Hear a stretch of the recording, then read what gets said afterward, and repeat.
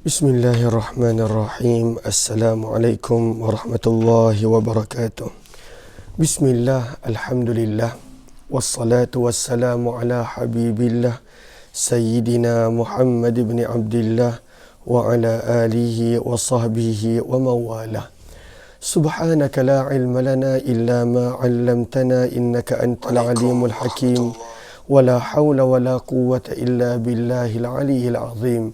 Allahumma rabbi syrah lana sudurana wa yassir lana umurana wahlul 'uqdatam min alsinatina yafqahu aqwalana. Allahumma faqqihna fid din wa 'allimna at-ta'wil birahmatika ya rabbal alamin. Walhamdulillahi rabbil alamin. Alhamdulillah, alhamdulillah. Apa khabar sahabat-sahabat semua? Kita bertemu dalam program Hayati Quran siri yang ke-461 dan hari ini kita nak sambung pada muka surat yang ke-157, ayat yang ke-57 daripada surah Al-A'raf. Muka surat 157 daripada ayat yang ke-57 daripada surah Al-A'raf. Sebelum kita teruskan pertemuan kita, apa kata sama-sama kita perbetulkan dahulu niat kita. Moga-moga pertemuan kita adalah kerana Allah Subhanahu wa ta'ala. Nawaitu ta'alluma wa ta'lim wa tadhakkura wa tadhkir wa naf'a wal intifa' wal ifadata wal istifadah wal hatha ala tamassuki bi kitabillah wa sunnati rasulillah sallallahu alaihi wasallam wad du'ai ila al huda wad dalalati ala al khair ibtigha'a wajhillah wa mardatih wa qurbih wa thawabih. Amin amin ya rabbal alamin. Ahlan kepada sahabat-sahabat yang berada di ruang komen. Terima kasih kepada yang mendoakan. Moga-moga doa yang sama Allah kurniakan kepada sahabat-sahabat semua. Lalu kita berada pada muka surat yang ke-157, ayat yang ke-57 daripada surah Al-A'raf, surah yang ke-7. Maka ayat ni kita dah pernah kongsikan pada minggu lepas ataupun 2 minggu lepas. Namun kita kongsikan lagi sekali.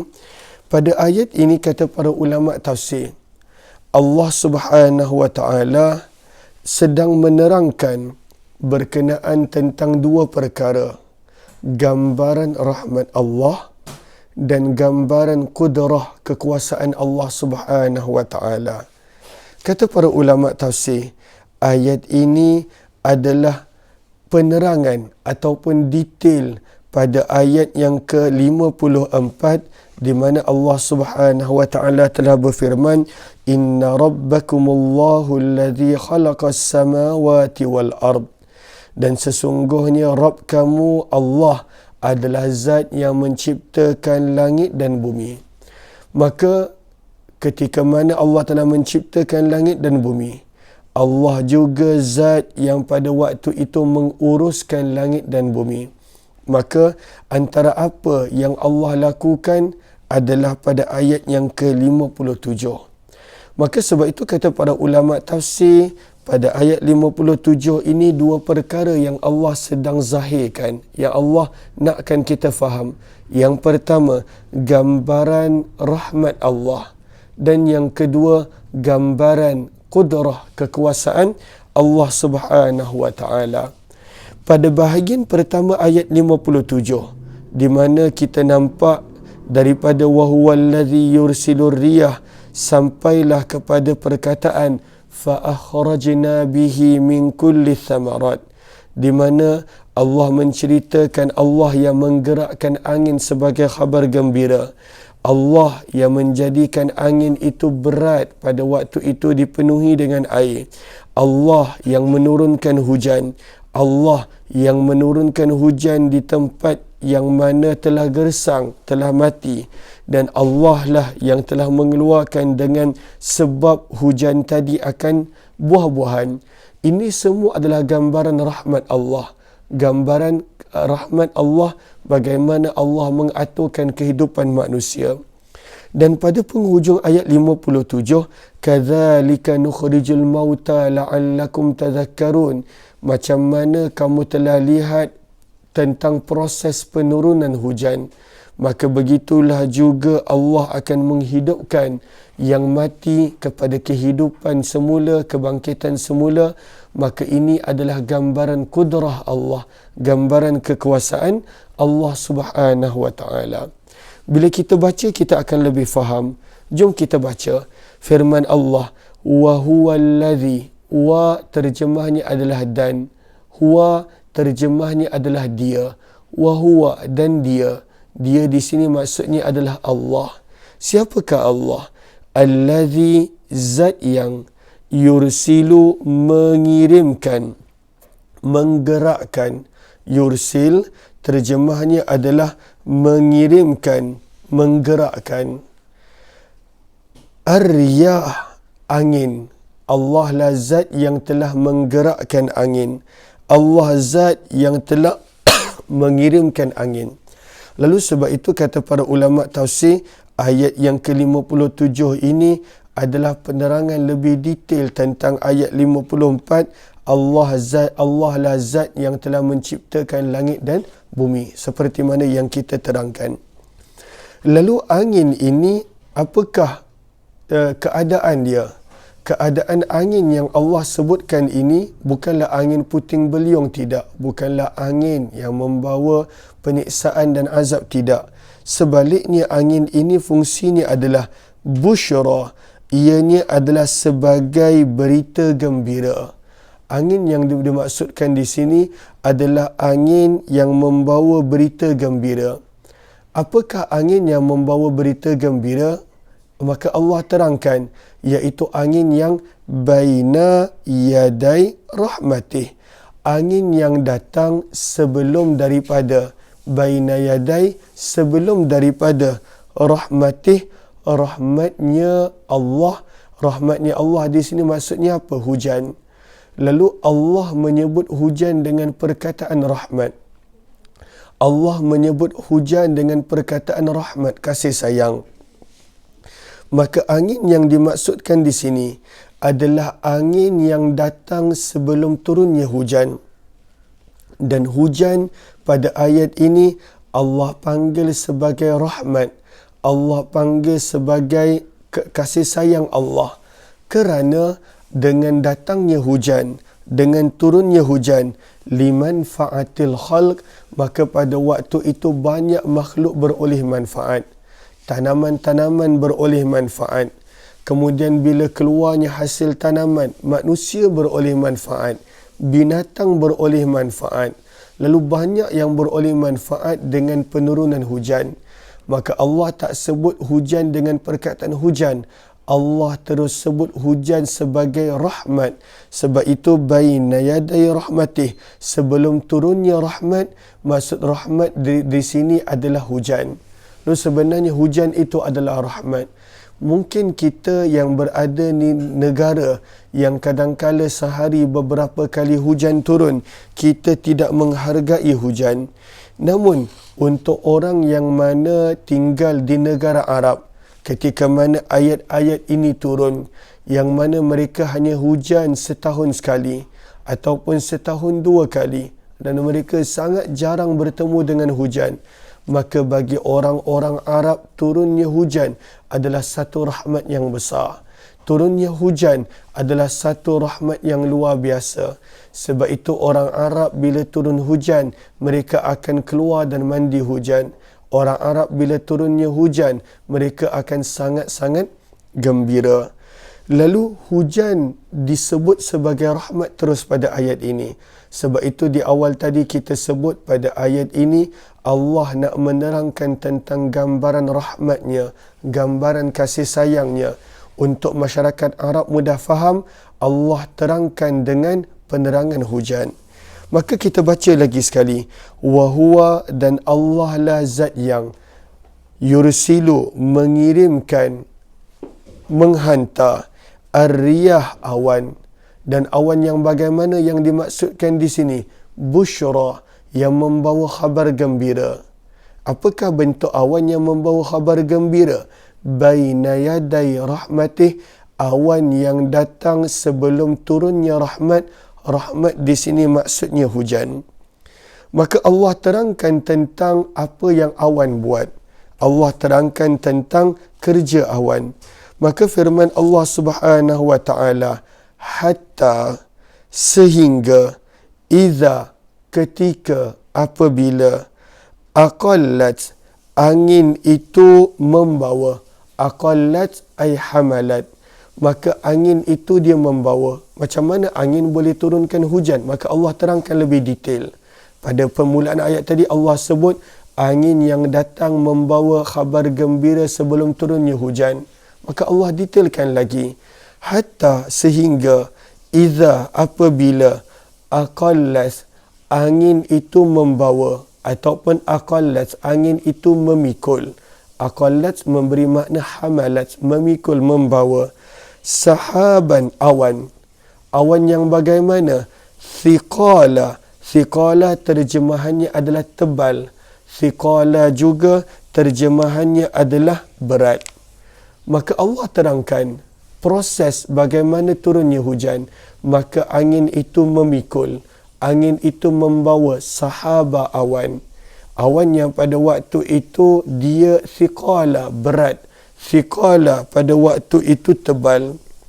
Lalu awan ini Allah bawakan ke mana? Suqnahu, lalu kami menghalakannya. Kami pada waktu itu menariknya, menarik awan ini. Kami halakan awan itu. Kami tarik awan itu ke mana? Ke baladin, negeri ataupun tempat. Mayyit, yang tandus, yang dah lama tak hujan. Yang gersang, yang pada waktu itu memerlukan air. Maka firman Allah tentang proses penurunan hujan. Bagaimana awan itu Allah halakan. Awan itu Allah tujukan ke mana? Ke tempat yang mayit, ke tempat yang gersang, yang memerlukan air. Firman Allah, maka anzalna, kami telah turunkan, bihi, dengan awan tadi, alma, akan air hujan. Maka kami turunkan air hujan. Lalu Allah terangkan proses bahawa air hujan bukan turun begitu sahaja. Dekat sini adanya fungsi angin. Dekat sini adanya fungsi awan. Dekat sini bagaimana angin itu menggerakkan awan dengan izin Allah. Suqnah, kami yang halakan, kami yang tujukan, kami yang bawakan. Begitu banyak proses. Yang kita nampak hujan turun. Tapi sebenarnya ada begitu banyak proses yang mana nak menunjukkan tentang kekuasaan Allah, tentang rahmat Allah, tentang kasih sayang Allah. Begitu banyak proses yang mana ketika mana turunnya hujan. Dan Allah turunkan hujan ke mana? Ke tempat-tempat yang mayit, tempat yang gersang, tempat yang tandus. Kemudian bila hujan dah turun, firman Allah, akhrajna, maka akhrajna, kami keluarkan, dengan sebab, air hujan tersebut. Akhrajna bih, maka kami keluarkan dengan sebab air hujan tersebut, min, daripada, kulli thamarat, pelbagai jenis buah-buahan, dalam kurungan yang bersesuaian dengan tanah tersebut. Maka dengan hujan tadi, Allah keluarkan pula tanaman, Allah keluarkan pula buah-buahan, Allah keluarkan pula pelbagai jenis tanaman. Lalu kita nampak pelbagai jenis proses, bagaimana yang kita nampak keluar tanaman, yang kita nampak keluar tumbuhan. Tetapi kalaulah kita lihat dalam penerangan ringkas tetapi padat, bagaimana tumbuhan itu keluar dengan asbab hujan. Dan bagaimana pula hujan berlaku? Zaman kita faham prosesnya sebab kita dah belajar sains, manusia dah mula mengkaji. Tetapi zaman itu mereka tak faham, masyarakat Arab tak faham. Lalu Allah terangkan dengan perkataan yang mudah bahawa hujan itu turun melalui awan. Hujan itu turun melalui awan. Dan awan itu bukanlah sebarang awan, sahaban thiqala. Awan yang pada waktu itu berat, awan yang pada waktu itu berisi. Awan yang pada waktu itu tebal. Bukan semua awan keluar hujan. Sahaban thiqala dalam bahasa mudah, iaitu awan yang pada waktu itu membawa hujan. Dan awan itu pula dibawa oleh siapa? Dibawa oleh angin. Angin yang menggerakkan awan. Dan ke manakah angin membawa awan? Sukanah ke tempat yang Allah inginkan. Lalu Allah terangkan proses bagaimana dalam penurunan hujan adanya fungsi awan, adanya fungsi angin, adanya bukan sebarang awan, awan yang sahaban thiqala. Lalu semua ini Allah terangkan nak menunjukkan rahmat Allah. Bagaimana titisan hujan yang kita terima. Daripada titisan hujan itu bumi yang gersang boleh hidup semula. Bumi yang gersang, yang tandus boleh mengeluarkan tanaman yang bermanfaat untuk manusia, yang menjadi makanan untuk manusia. Lalu semua ini adalah gambaran rahmat Allah.